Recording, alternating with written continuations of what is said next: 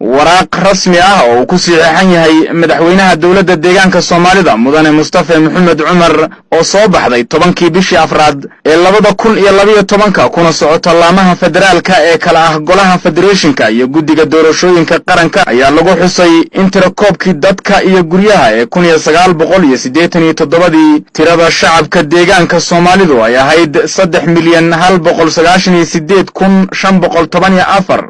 waxaana uu noqonayaa nidaamka u dejisan waddankan Itoobiya in 100,000 ee qofba u matalo hal xildhibaan xaq dastuuri ahna ay ahayd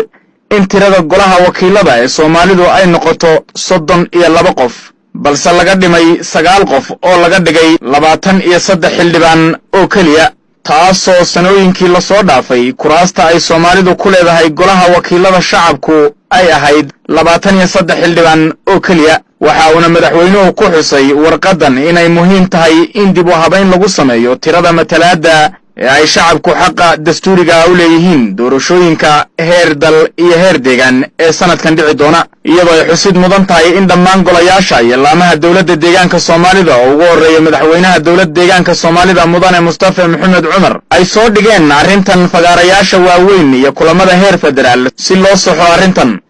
iyadoo ay arrintani ka mid tahay arrimihii ay hore xukuumadda dawladda deegaanka Soomaalidu uga ballan qaaday shacabka deegaanka inay xukuumaddu soo dhirantirinayso soona dhicinayso dhammaan xuquuqaha shacabka deegaanka kaga maqan heer federaal aad u heshid